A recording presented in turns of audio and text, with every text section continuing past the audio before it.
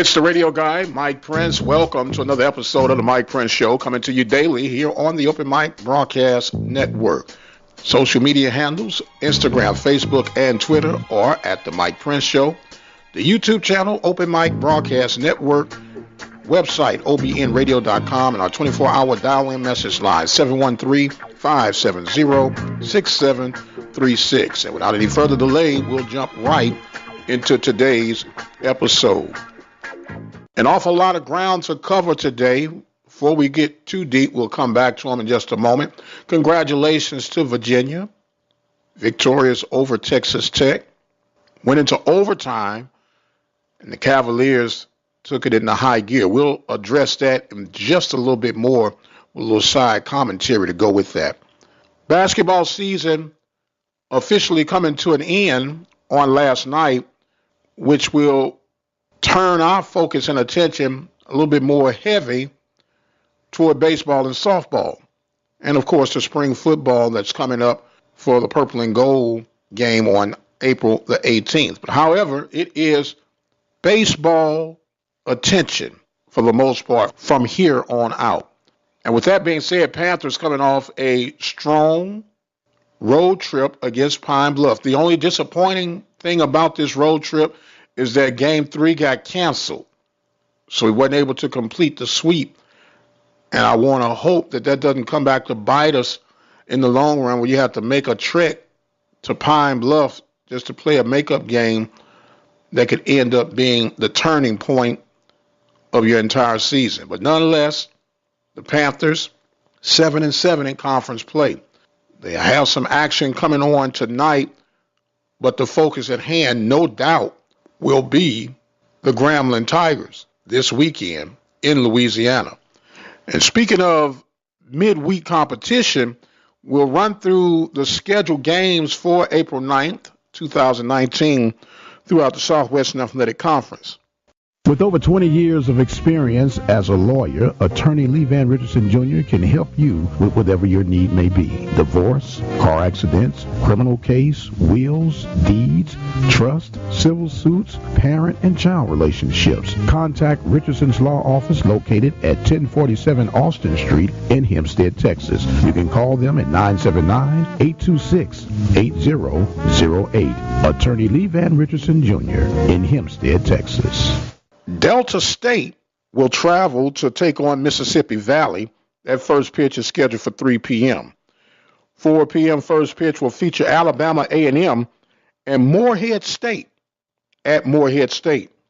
Another 4 p.m. first pitch will be Tougaloo at Jackson State. 5 p.m.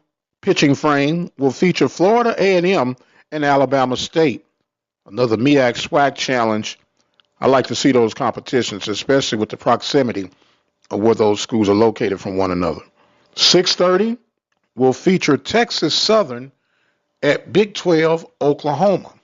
I want to be watching that one on the day to see how the Tigers hold up against the Big 12 opponent.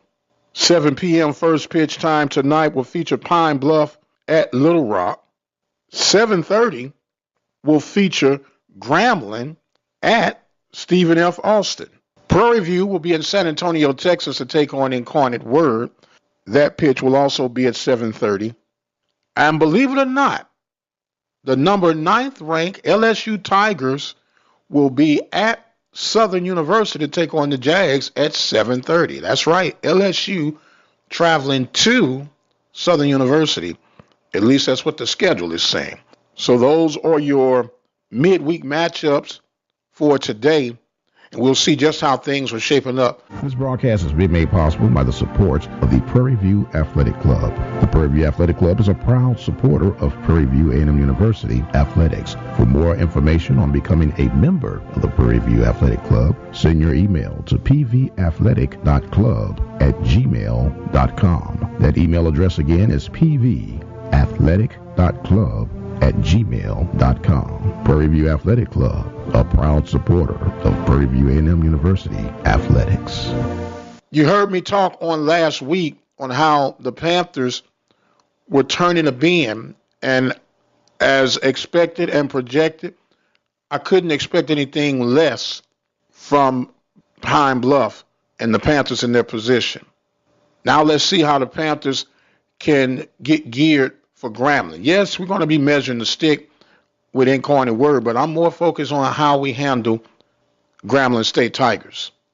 That's the one, because Grambling has shown a history of faltering on the second half. And as I've always stated and alluded to, those Friday games are so critical in those 3-game series. And if the Panthers can get off to a strong start, things could be promising. Panthers right now in the number 4 seed of the Western Division of the Southwestern Athletic Conference. As we mentioned, 7-7 in conference play.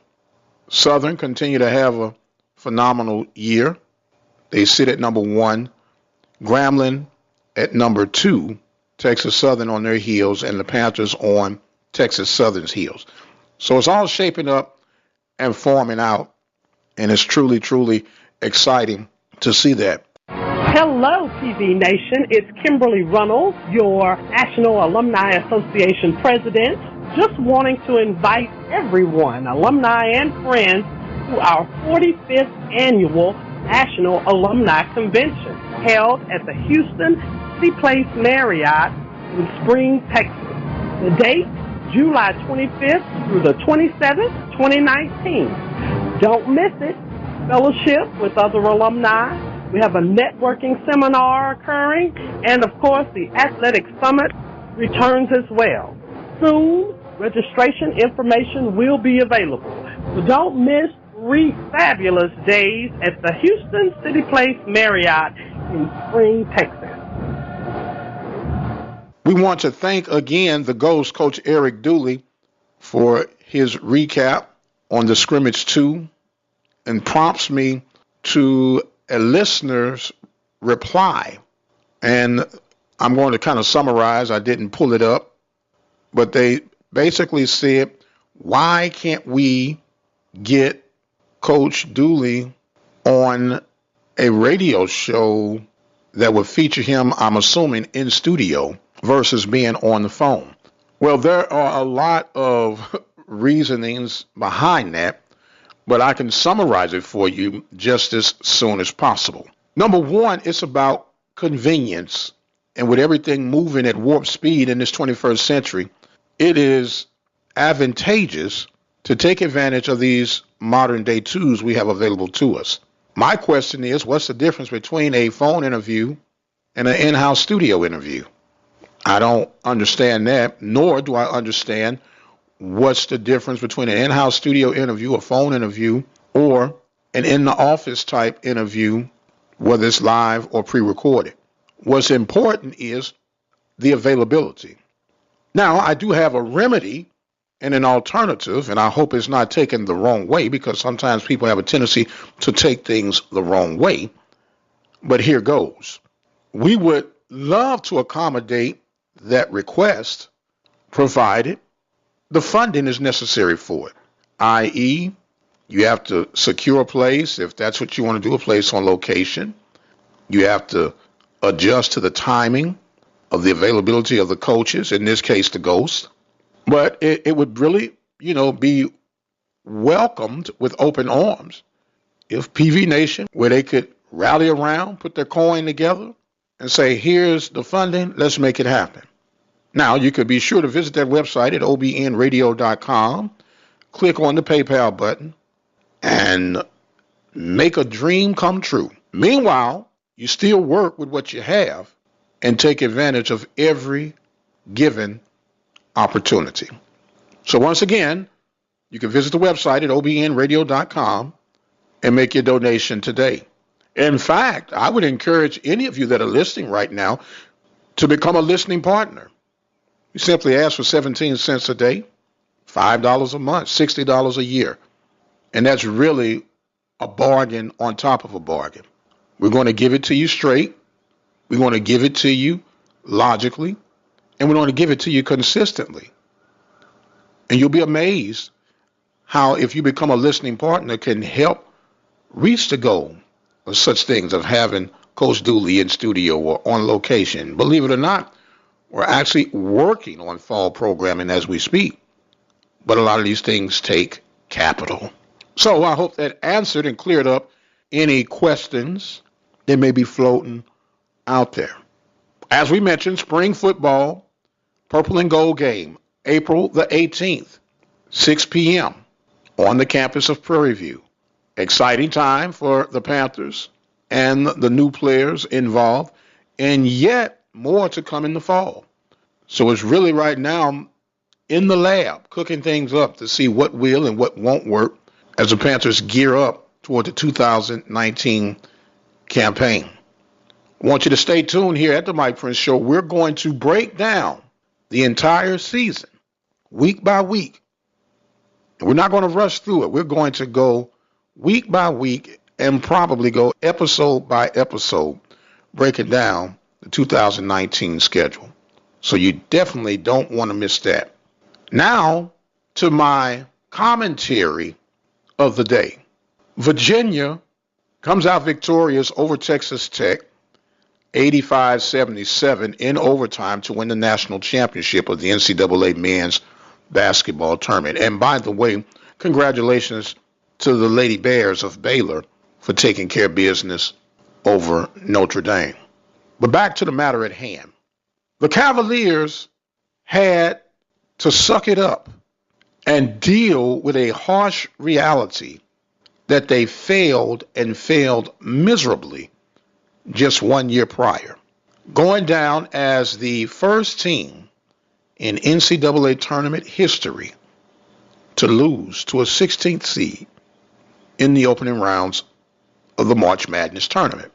And I found it very ironic that as they were interviewing some of the players and the coaches and even the administrative staff on the resurgence from literally going from the outhouse to the White House as far as the team play on the court.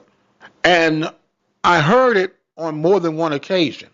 They said we were disappointed at our outcome on last year. We let our fans down.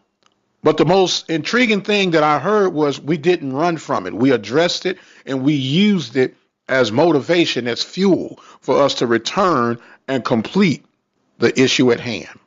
And I found that very, very intriguing. And it urged me to go back, and I challenge you that are listening today to go back and listen to some of the old shows, podcasts, message boards from Virginia and Cav Nation on how rough the alumni base and the fan base were on the debacle that was on Virginia Cavaliers' collapse last year. And now all is forgotten, all is forgiven.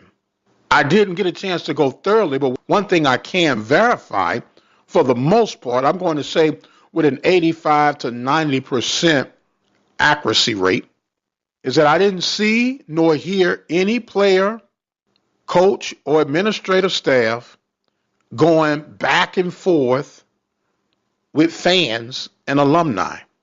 Yes, it was disappointing. Yes, it was brutal times. Yes, it was rough. But that's what fans do. Fans are emotional. Fans sometimes do not think logically. But what Virginia did was they kept their mouths closed, they kept their heads down, and they stayed on the grind. And as a result, they are the 2019 NCAA men's basketball champion. Now, does it mean that the Cavalier fans were fair weathered? Does it mean that they didn't care? Does it mean that they didn't even support? I would have to agree to disagree. What it simply means is that they cared. They cared enough to say something. They cared enough to rattle the cage, if you would. That is part of the athletic business world.